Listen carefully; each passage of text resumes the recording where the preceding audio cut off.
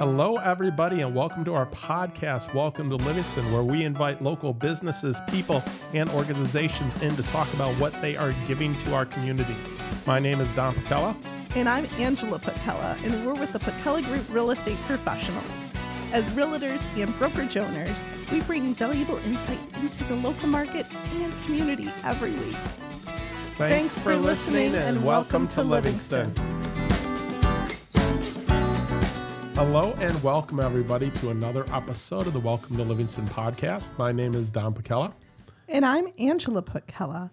And this has been brought to you by the Pacella Group Real Estate Professionals and powered by Jim Paquette at Lake Michigan Credit Union.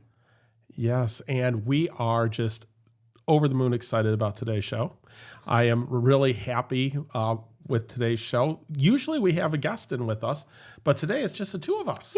Yeah. Well, in most of the time, our episodes are focused in on a lot of the small businesses and causes and events within the county because it really brings us a lot of joy to lift up a lot of the voices that aren't always heard. No, right? I love having guests and talking to them, hearing their stories, and hearing about just all the different businesses and different causes and everything going on in the county because Livingston County is just such a great community.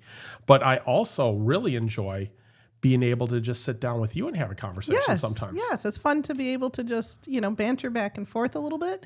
We're realtors by trade, right? So once in a while, we have to kind of toss in something that's a little more real estate-y, right? Just, to be true to brand. Yes, right? Yeah. So today we sat down, talked about it. We decided we were going to talk about new construction.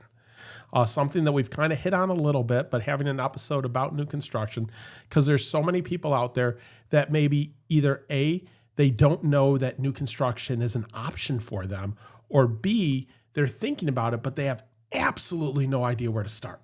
Right.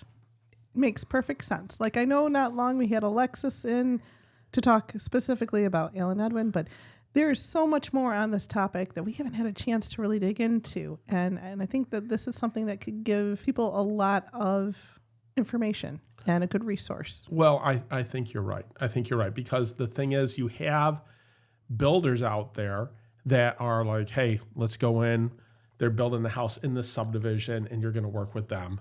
And then there's builders that are doing pure custom homes, but you can even go out and find your own land. So where do you want to start today? Why don't we talk about the different types of new construction? You touched on that in terms of subdivision versus land.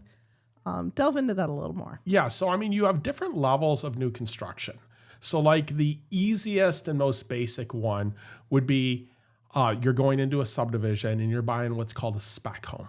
So a spec home, the builder is already either completely finished the home or he's getting close to finishing the home. So you're buying a new construction home, but you didn't have a say over what was going into the house. Right. Maybe you get a chance to pick some paint colors, but you're not making all those decisions, but you're going in and you're like, hey, I want a new construction home. And they're like, well, I have A, B, C, and D available right now, or something that's going to be available in 30 days. And you're purchasing that home. So you're able to purchase it in a very normal way with your normal conventional loan or whatever your financing is. You're just the first one to own it. Now, maybe to back up just for a moment, because that is one of the reasons to get new construction is you can be the very first person to own it. Nobody else has been walking through or doing anything to the house. That's an advantage of new construction. Can we talk about some of the other advantages? Well, that is a big advantage. Advantage number 2 is if you're going true custom, you get to pick everything out. Right. You're picking out the countertops, you're picking out the paint colors, you're picking out the cabinets, the flooring. And the tile and do you want a fireplace? Do you not want a fireplace? Everything, you get to design it. Yeah. Right? You're not, sometimes you're able even to design the floor plan. But a lot of times, if you're going in with a builder, you're like, hey, do you want a ranch? Do you want a colonial? These are the options that are available, and you get to pick it out. So that kind of goes a spectrum. One of the biggest reasons people do new construction, though, is in terms of the maintenance. Think about it. You don't have to replace the roof for a whole lot of years or worry about, when was the furnace or the air conditioning replaced, right? The windows. anytime people buy houses in real estate, we really analyze, all right, this is the house you want to buy, but let's, get an inspection. Let's take a closer look. When is this? Is there? Is there a leak here or there? To get new construction, you don't have to worry about any of that. No, it's all brand new. The con to that is it's all going to need to be replaced at the same time, but that's 10, 15, 20 years down the road. Yes, but that is something to think about. Yeah. Speaking from someone that's done new construction, Yeah. I'll realize that 15 years later, everything needs to be updated at once. That was cumbersome. Yeah, that was not, so. Right. But one of the other things I would say that is a major pro, and for some people a con, is you get to decide what your landscaping looks like. Well, that's true. You get to start from scratch. You get to start from scratch. And for some people, they're like, I don't want to start from scratch. They just think about the fact of having to do all of those things. And for other people, they're like, oh my gosh, so I get to pick where the trees go? Right. So it's very exciting. Mm-hmm. So, you have so if you're asking for the different types, yes, you run the range from you're just going into a house that just got completed to you're buying vacant land. Mm-hmm. You're picking out a builder. You're picking out the floor plan and everything that goes with it. So anywhere in that range, you have an option to jump in on, right? You may go into a subdivision and they'd be like, hey, all the lots are available, and you're picking out, do you want a walkout basement, a daylight basement, a regular basement? Are you having a colonial? Are you having a ranch? You might have all those options to pick there. Or, like I said, you could be all the way at the other end, where if you're picking out your own land, that's a whole section that we need to hit on real quickly here. Okay. Right? So if you're going to build a house and your most important thing is, hey, I want acreage. Yes. Right? If you want acreage, you're not going into a subdivision. You're going in to pick out the land, and then you're picking out your builder. Right. Right? So now you're looking at things like, does the land perk? What does that mean? So land. I know what that means. I know. But I'm just for the audience. Land perking is the soil suitable for a septic system? Okay. Right? Because you're not going to have sewer. If you're on 15, 20 acres, you're not going to have city water, city sewer. No. You need someone to come in and drop a well for your water, and then you need someplace for your sewage to go, which is your septic system. So you need to have a company come out and do a perk test, which means they're going to come out with a backhoe. They're going to dig a hole. The county is going to come out. Someone from the county is going to stand there and see the dirt that's coming out and look at it and say, hey, what's the sand composition? Does this land perk? Think of it as like percolation, the same way like your coffee percolates. Right. So is the water sifting through and getting down into it. So you need the land to perk. You're looking at the land for, is this suitable to build a house? What's your cost to cure it? We've had people come out, they're like, I love this land. It's in the middle of a forest. It's like, do you realize that you have to rip out a lot of these trees, and what does that cost to rip those trees out? It can be very expensive. Right? Versus, hey, this is a farm field. There's no trees there. I could, dig a basement tomorrow. Right. Exactly. Because land is really, really different. And in terms of a treed lot, at least you have the ability to have mature trees, because sometimes in the cookie cutter subs, that's one of the things you're giving up is they've, plowed down everything. There's no mature trees. Right. But you see these subdivisions, we're in subdivisions all the time where the sub is 5 years old and there's these tiny little trees. The sub is 40 years old and there's bigger trees. Right. Right. So they ripped all the trees out. You have to start from scratch. So you might be in one of these houses and you're like, well, I really wanted shade. Well, it might be a decade before you get shade. Or longer, depending on But one of the other things I wanted to mention on vacant land, one of the things that you really want to pay attention to is, remember, when you're bringing in utilities, you're paying by the linear foot for them to put in your gas, your electric. Okay, that's if gas is available. You might be on propane, but for your electric, right? Yeah. So if you're 50 feet from the road, that's going to be one price. You're 100 yards from the road. Like, hey, I really want to put my house really far back here. Tens of thousands of dollars. But you're going to pay for it. Right. So, and speaking of paying and financing and funding, who's really good at anything new construction Jim Piquette. No. Our sponsor, Jim Piquette with Lake Michigan Credit Union, He's awesome. is a great resource. Please check him out. And we have a little bit from him right here. Today's episode of the Welcome to Livingston podcast is brought to you by our valued sponsor, Jim Piquette with Lake Michigan Credit Union. He is a trusted mortgage lender who has lived and worked in our community for many years. Jim Piquette is dedicated to helping our neighbors achieve their homeownership dreams and is proud to support the local businesses that make our area special. Now let's dive back into the stories of the incredible entrepreneurs we are featuring today. And speaking of that, when you're looking at new construction, financing is so important because it's a whole different world. Yes. Right? You're going to need to talk to someone that knows about new construction. So you may be getting a new construction loan. You may be having to have draws. So you want to talk to someone that's knowledgeable about that because your closing costs can really differ. How this works on new construction is a little bit different. So, have a good lender and have a good agent that's able to walk you through the different options and talk to you about the different options in terms of financing your new build. Right.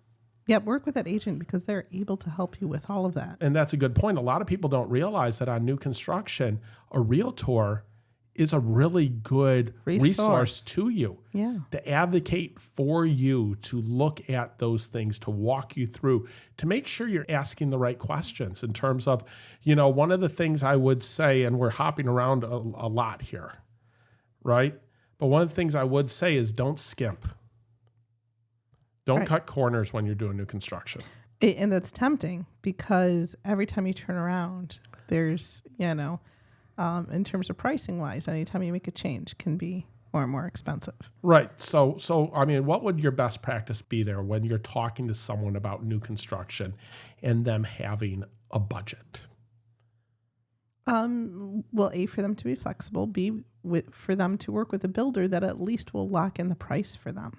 Some do, some don't. And I understand the ones that are smaller, as there's changes, these days there's tariffs, there's things that can affect prices, but if you have the right questions in order and hopefully have a price that you're working with, and certainly that can go up if you are saying, I was going to add this, and now I really want a much nicer X, Y, or Z. Right. Well, and we just recently sat down with some of our clients that were doing a new build. Mm-hmm. And one of the advice I would have is when you're sitting down and you're making all of these choices, again, have a budget in mind. Yep. And understand that some of the costs are things that you should really pay that extra money for. And sometimes not exactly, right? Because if you're doing a custom build, you're going to sit down, they're going to say, okay, we're going to pick out countertop. Well, there's level 1, 2, 3, 4, 5, 6, right? Yeah. So you're picking preference, but if you want like a level 5 countertop, that's going to cost a lot more than a level 1. You're going to be able to see the quality difference, but maybe you want a level 3 there, and then you're like, well, I really want heated tile floors in my bathroom. That's something that I'm not willing to give up on. Everybody has their own buttons, right? Right. But that's why it's important to work with a realtor, because maybe something that isn't a button that's a big deal to you, right, on resale might be huge. So you don't want to make a huge mistake to dump all this money and then remove a feature, usually more removing a feature than putting one in, but that renders it very difficult to sell later on down the road, even if it's long after you're gone and your kids are trying to sell it. Exactly. I have a number one thing for that. Yes. That you never want to not put in a house. Yes. And while I tell that one, I want you to think of one for you, okay? If we can come up with a couple ideas, right? But the number one thing I would tell people is regardless of whether you ever plan on having a bathroom in the basement. Yes. Put 3-piece plumbing in your basement so it can have a bathroom in the future. It is so cheap and easy to put in when they're pouring the basement, and 10 years later, you're like, hey, I wish I had done that. Now they have to come down and jackhammer out the floor, and it costs so much money. Right. So, but I would say that, and I have a second one, but do you have one? That was mine. That was yours? Because it is so important. That it's funny that it's number one at the bullet to both of us, because it is that important.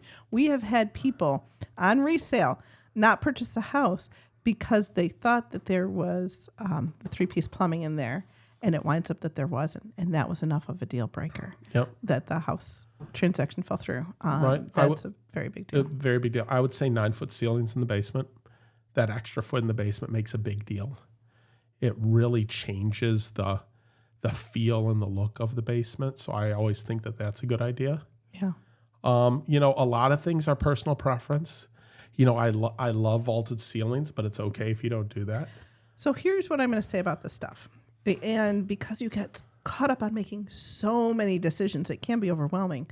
Understand the carpet that you pick, the paint that you do, or even as much as the appliances, less so on that. These are all things that can be changed. But something like the 3-piece plumbing, there are some things that you can't change later on down the road. A question came up of a 2-car garage versus a 3-car garage. You can't change that later. If Right. it comes to find out that you just don't need or use 3 cars worth, well, that's not the end of the world. But what happens if you only get a 2-car, but boy, you wished that you had gotten a 3? So in the building process, it's the things that you can't change later. A lot of those structural changes. Exactly. You could even put a window in if you needed to later on down the road, but there are just some things you just literally cannot change. Right. And those are, the 3-piece plumbing, the height of the basement, the height of your walls. Right. Are you doing 8-foot, garages, garage doors? You have a choice between a 7-foot door and an 8-foot door. Always put the 8-foot door in. There you go. Right. You have a choice between making your garage a little bit deeper. One of the things, and it's interesting, you're either a truck guy or you're not a truck guy. Yeah. Okay. There are clients out there, or gal. We've had those clients where the number one thing is that garage has got to be 22 feet 9 inches or whatever it is. They have measured their truck. If it can't fit in the garage, trucks and boats, right? We measure garages. Mm-hmm. Yeah, but trucks, very much so. Trucks. If that truck can't fit in the garage, they're not buying that house. Yeah. So I would say if you're on new construction and they say, hey, do you want a 22-foot garage or do you want a 23-foot garage? If you have a choice there, just jump up to that 23 feet, right? I think that extra foot or 2 in the garage really makes a difference. Really you wouldn't pays, think it would, but it pays off in the long run. Yeah. So things like that. Even 2x6 versus 2x4. You want to talk about that? Yeah. No, and we mentioned that. So thank you for bringing that up. So 2x6 versus 2x4 construction. We're talking about the outer walls of a house. Right. Because you can't change those after. You can't change. 2x6 construction, your R factor on your house is going to be a little bit better. So your house is going to be a little bit better insulated. Your bills are going to be less because your furnace doesn't have to work as hard. Your air conditioner doesn't have to work as hard. Your house is going to be a little bit more airtight. It's a little more structurally sound. Maybe you don't hear as much noise from the outside because of it. And what I like about it also is the look. When you're in a house, look at the windows and look at the well on the windows. If you have that extra thick molding on the sides where the window appears to be a little bit deeper, you have 2x6 construction on the outside. And I just think it's got a nice look to it. Right. It's a little bit higher grade, but I would say looking at the construction materials somebody uses, is a good thing. I would say if you're with some of these cookie cutter builders, I'm not going to say anything negative about any builders, but drive by, make sure you're checking on and everything. You were saying beforehand that there's a distinct line in right around 2008. Right. That there was a lot more builders before the Great Recession than there is afterwards. Yes. And I would say most of the builders out there right now are high quality builders. But higher there were some standards. There were some low quality builders that went out of business. Yep. And they were not building good houses. Yeah. Well, and we do have firsthand experience. So we felt our house was fine. But in general, just in terms of as we take the Wayback Machine, it was back shortly into the new century here, right? That we came to Livingston County, and we were young people. We were going to, look to settle where we came from. But Livingston County appealed to us because we could come in and for the money we could build new Right. construction, one of these cookie cutter subs. But unfortunately, that builder ended up going out of business not long after those houses were built, because maybe they weren't as great as they were not the best standards built house. now. But what I would say is that so dependent on two houses right next to each other. That's true. One could be really well built. One could have some issues. I'd say every 2 or 3 years we'll be selling a house, and the people will be like, "Hey, I got my siding replaced a couple of years ago," or "Hey, I did this and I found out X." Like Right. there was a house we did that, like, there was no Tyvek on the back outside of my house, which is a layer of paper between your OSB and your siding to make sure, water doesn't get through other Right. things and such. And it was just missing. But I would say that, new construction is one of those things of, you really need to go into it with an open eye, Yeah. right? So one of the things I wanted to make sure is, what are some important questions you need to be asking when you're picking out a builder? Right. You put that down on there. Well, and I had alluded to it.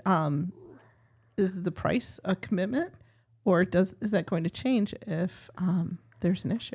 Right. Right. What are the change fees? Yes. Right. Is your builder paying the transfer tax, or are you paying the transfer tax? That's in the state of Michigan. For every $1,000 value of your house when you're selling a house, you have to pay $8.60 to the county and the state. Yeah. It's a transfer tax, okay? So if you're trying to figure that out, you're like, hey, I have a $400,000 house. You're taking 400 times 8.6, right? So it's $860 every 100,000. Yeah. So every 100. But the idea here is you want to be asking those questions. Yeah. To find out what are the fees. What are the fees? Right. Transparency behind doing this. But you also want a builder that you can work with. Are you going to be able to reach them? Will they be able to advise you? Do they have experience? Have they done this before a lot? Walk through one of their homes. Yes. Never go with a builder that if you say, hey, I'd like to walk through one of your homes, and if he says, I don't have one available right now, they need to get one available. Well, and to that point, they may not have anything available, but maybe someone who they've built a house for would allow them to walk through. Right. But you want to walk through and you want to see the quality of their Workmanship. builds. Yes. Right. One of the things I love nowadays is superior walls in the basement. There's a difference in the quality of the materials different builders are using. Right? Yeah. So you're able to see that quality when you walk through a build. Yeah. You're able to see, hey, one of the great things if you're doing with a true custom builder, you get to pick where everything goes. You can be in the basement like, hey, here's the style I want for my basement. This is how I'm going to finish it. So I want you to put the furnace over here. Right. Right? That's true. Because in terms of some of the cookie cutter builders, usually they did whatever was most convenient for the guy putting it in at the time and have wrecked the ability to finish a basement, right? In the way you would like to finish it. Yes. Of like, here, this big old space, and guess what? The furnace is right in the middle, and you only have a little bit of room on the left. Right. Or How right. many basements have you walked into and you look at where the furnace and the water heater is, and you're like, you have got to be kidding me. Yeah. Yeah, exactly. I walked into one about a month ago that was right in front of the door wall. Terrible. Like 6 feet off. I'm like, really? It doesn't make any sense. But that's why it's so important to be able to communicate with your builder and work together and so forth. It's important to have clarity over what happens if you're over budget, right? Or what happens if it's taking longer. Because even outside of the builder, you need to prepare yourself for those possibilities. Right. No, and that's a very good, important point. We were giving advice to one of our clients about 6-9 months ago when they were going in to do a new build, and they were going into the showroom to pick out all the stuff. Yeah. And I was giving her the advice to remember that, remember A leads to B leads to C. And sometimes if you want one thing in the house, that means that the other things change a little bit too. It's like, hey, I really want the oversized island. Well, now that means I'm paying for an oversized piece of granite, right? Hey, I really want, I can't come up with examples right now, but the things are, it's like, hey, I want the craftsman look on the front of the house. Okay, well, now the pillars have to change because of that. Now there's more stone on the house because of that. Now the style of the front door changes because of that, right? Right. So all of a sudden you're like, well, I thought I was making one change, but I'm making 4 changes because I was just looking at the style of what I had. Yeah. I wasn't looking at the fact that all of these things have an upcharge in price because now I'm going to a new, more premium product that has more things involved. So what I was looking at the price list thought was only going to cost me X, cost me X times 4. Right. And that's why it's so important to think through those things ahead of time and weigh it out, because there are choices. You can go crazy. You don't want to do that, but you don't want to cut corners because you're coming home every day. Right. And you don't want to look at that roof and go, oh, why did I pick that color? Right. Or it's one of those things of like, you may scrimp in one area of like, you know what, I really don't care about my bathroom. I just go in there and shower and it is what it is, right? Yeah. But I cook every day. Yeah. So the kitchen was really important to me. And when you walk through the house, not me personally, but like the client, the kitchen is really important. So when you come in, you're going to know that's where I put my money.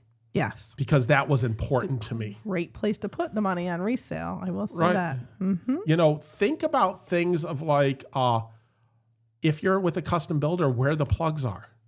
Like, you may not want a TV above your fireplace today, but you may want one there in the future. It's a lot cheaper. Easier and cheaper. Yeah. To put it in when the drywall's not there than to have someone come in and fix it later. Same thing with, skylights or any of those things. It's like you get to make those choices. Yeah. So think about them. It's true. Even in terms of where your lot is, what's going to get built behind you? Right. Sometimes we've had people be like, oh, this is great. Well, guess what? In the next phase of the neighborhood, they round the corner, and now you have somebody right in your backyard that you used to have a field. Yeah, let's forward look. Right? Yes, let's ask it's those all about questions. forward thinking. Right? Like, hey, what's happening with this field behind me? Oh, well, that's phase 3. Well, when's phase 3 going in? Well, we're not sure yet. Well, I know that you submitted things to the city to get phase 3 eventually approved. Can I see those blueprints? Because I want to know what's going on. Right. Timelines. How long does it take to build a house? It really depends.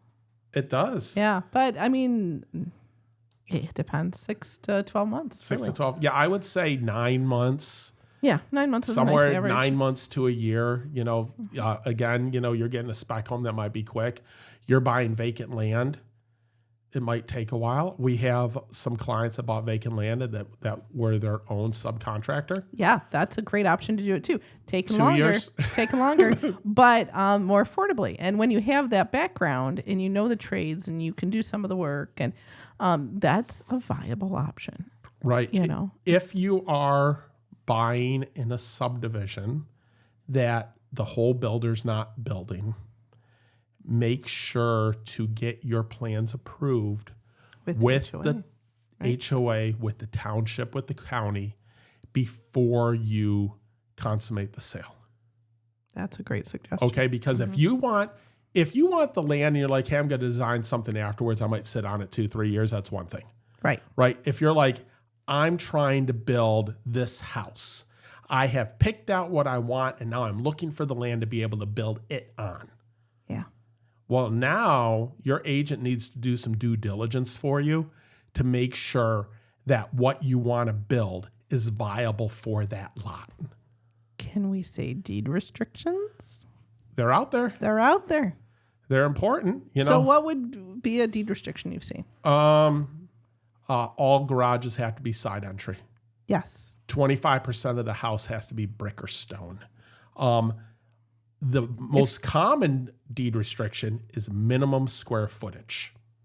Right. Where it'll say, hey, for a ranch, it's 1,200 square feet. For a colonial, it's 1,450. And if you've gotten started and you have this house you want to build, and all of a sudden the land you're buying, you can't build that on. You either have to change your plan to allow for this, or you need to move on. And what a headache with everything. You Right. know, it just. And I want to go back to, since we're talking about making sure it can be built on the land, we're going to go back to a perk test here real quick. Yes. If you got a perk test done on the land, you have a build envelope where that house has to be now. So you bought 15 acres. You're like, hey, I wanted to put the house near the front. I got a perk test done. The perk was good. I'm good to build a house here. And then you're like, you know what? I changed my mind. I want to put the house near the back of the land.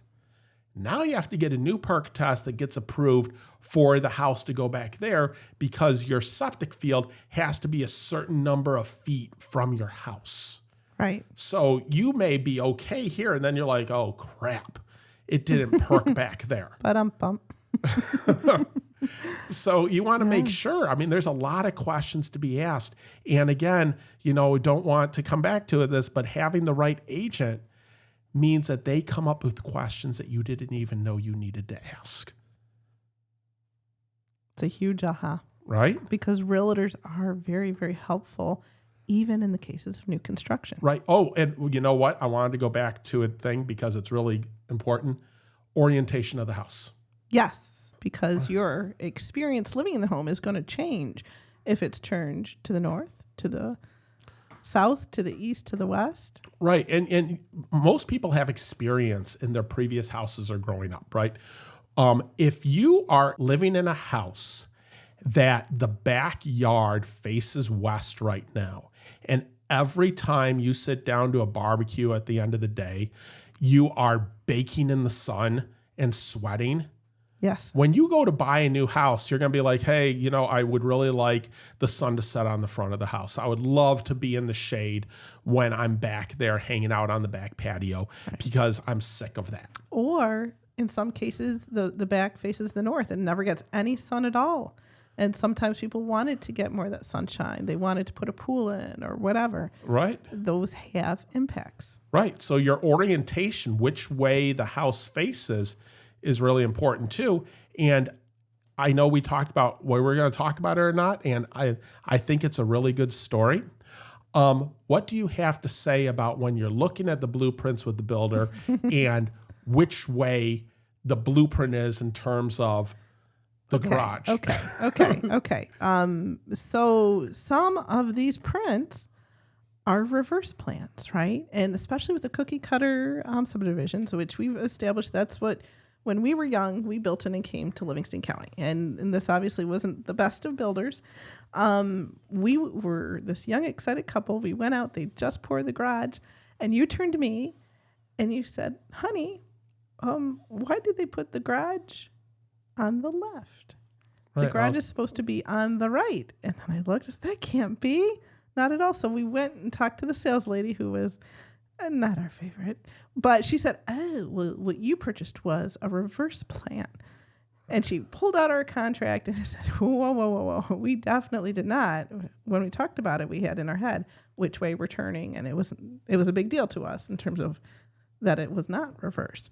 When she pulled out the contract, she had not checked what box that was. Right. And so we really lucked out because we were able to get out of it and go to a different one that was turned correctly. Right. But because that's a big deal. Like when you're visually getting used to the idea of a house. Yes. You know, there's some people that they're like, hey, I really want the garage on the right.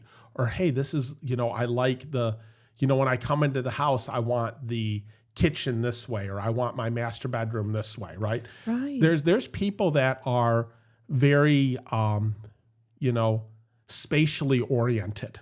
Right. And those things, feng shui, right? And, yeah. Those things are important to people. Mm-hmm. And within that is, hey, I just don't know if I want my bedroom window facing the eastern sun to have it blast in every morning. Exactly. Right. You know, blackout shades are a very important thing for some people. Yes, they are. But yeah, so there's a lot to it, but it can still be rewarding. It was a great experience. I remember our neighbor had talked about stuff that you're not supposed to do, but because of it not being such a great build, the floors squeaked quite a bit. So once we changed the floors eventually, then we did this ourselves. But he did it before the build was completed. He wasn't supposed So to. yeah, you're not supposed to do that. No, so not supposed to do this. That's okay. But it's crazy stuff. Right. And back there, like I said, the builders weren't like they are now. Right. No, the builders are very good nowadays. Sit down, In terms of what we get see. get some reviews, walk through their houses. One of the other things I would say is when you're picking out all the stuff, make sure you're looking at it in different lighting. Yes, that's a great point. The paint samples, the floor samples, the counters. Don't just look at it in your home. Take it all around. Right. And listen to the advice of the people in those positions. If you're, going to a custom cabinet builder, if you're sitting down in a showroom with someone, these people are building hundreds of houses a year sometimes, or they've built tons of houses through their career. If they tell you this color doesn't go with that color, take that advice and really think about it, because they usually know what they're talking about. They've seen people put. You'll be happy. Yeah, they've seen, you're like, hey, that countertop is really cool, but I think that's a bit too loud for the kitchen. Maybe just put that in a bathroom. We thought green would be a wonderful countertop in the kitchen. And thank goodness they did talk us out of that. Yeah, we put it in the kids' bathroom. Yeah, kids' bathroom. That'll be the perfect place for it. Not so bad then. Because there's a lot of things. Other people have made mistakes. Learn from that. You don't have to reinvent the wheel. Right. But this is your chance to pick out those things, to look at those things that really benefit you and will benefit your home if you ever choose to sell it for resale. Things in the kitchen, that's going to be money well spent. Your primary bathroom, that's going to be money well spent. Getting those upgrades in terms of ceiling heights, vaulted ceilings, tray ceilings, size of your garage, things that you can't change. Yeah. Look at the cost and be like, hey, is that worth it? Where do you want to put your money? Because it is your money. So make sure you're putting it to good use in the right things. But also think that some of those things like heights of ceilings and everything do make the room seem larger. And they do pay off in the long run. They have a nice look to them. So right. It's sometimes it's worth it. But at the same time, have a budget, stick to your budget, and think about those things. It's true. My challenge to you is to be forward thinking, right?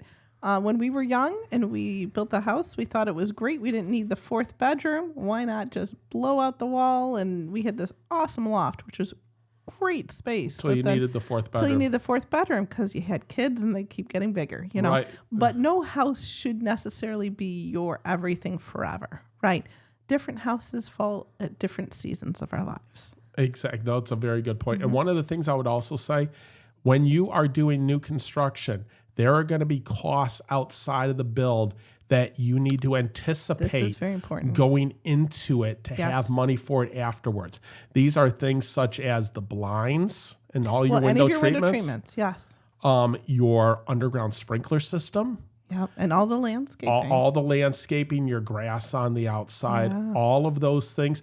These are costs that you have to come up with after the fact. Well, people think about, I'm going to get new furniture, I'm going to do this or that. But they don't think about how much window treatments cost for an entire house. Oh my gosh. That's insane. They don't think about what an underground sprinkler system costs, or, hey, I want to put some bushes up out front. I want to plant a tree here. What that costs. Or, I really want to put a whole house generator in. Right. Things, when you're building the house, you might not have an electric car today, but you might want one in 3 or 4 years. Why don't you put that hookup in right now?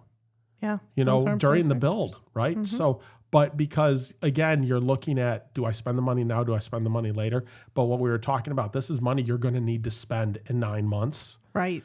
Save some money for that. Grass, you do not want mud. And in some neighborhoods, there's a requirement that you must do sod versus hydro seeding, or it must be done within 60 or 90 days, right? Yeah. All those things are important. You're going to put a deck on the house. Yes, this is true. Right? A lot of some builders put the deck on for you. Sometimes they don't. You're like, oh, well, now I have to come up with $10,000 to $15,000 or more. because I want a deck. Yeah. Yeah. These are no small feats. And depending on the builder you're going with, ask questions, because sometimes the appliances are not part of that. Sometimes they're included, sometimes they're not, or sometimes they say, hey, we're giving you X amount towards an appliance package. Right. And you can look at it and be like, but I want something X plus, right? Yeah. So I think you can see how sometimes it can get out of hand, but it is still a good option for people. And especially during times where if, a buyer has had to fight for houses and bidding wars and any of that, there's something to be said for, hey, there's this house of yours and it's going to be around the certain time that you're going to be able to get in. And you just need to figure out what you're doing before then, Exactly. One other piece of advice I would say for something to pick, if you are an electric dryer person, make sure to add a gas line. If you're a gas dryer person, you don't have to add the electric because most people are gas dryer people. Mm-hmm. So I would say you always want a gas hookup for your dryer, even if you're like, hey, but I have an electric one. Yeah. Just put it in there because you'll want it eventually, or if you sell it. When we sell houses, people are always asking me, is that a gas or an electric hookup for the dryer? And if it's electric, they're like, well, how much is it going to cost me to get gas there? Same thing with stove in the kitchen. Yeah. If you are an electric... More people really like gas. Yeah, so if you're an electric stove person, just add the gas line because you may want to switch it out and it's so much more expensive later, but people want a gas stove. Yeah. Yeah, that's kind of what's been the popular thing lately. And just as you're picking things, know that, play it for the long game. Be careful what your selections are. And in terms of the lifestyle, like I said, if I could do it all over again, would I have blown out the wall? Maybe. It was nice. It was good. But I needed to realize that made that house less workable long term. Exactly. No, that is what it is. You want to think long term. The person you are today is not the person you're going to be in 10 years. Try to anticipate what you might want. Right. If you're doing it right. Try to anticipate what you might want in 10 years, right? Mm-hmm. Right? They're not putting phone lines in houses anymore. I don't think you need to put one in, right?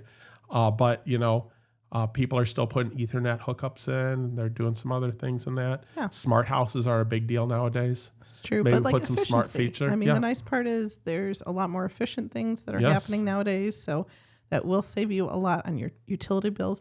There might be some people that maybe 10, 20, 30 years from now, this is their retirement home. This is where they're going to completely grow old in. And that's great too, but just as long as you're thinking ahead. So in that case, maybe start taking a look of, stairs and how wide hallways are. And can you fit a wheelchair, right? So it's not the same as having kids and the other stuff, but like for your lifestyle is bound to change over the years. Right. And you just want to think ahead as much as you can. Put a really nice shower in, but still make it zero entry, because even though you can step up into it now, why do you need to step up into it?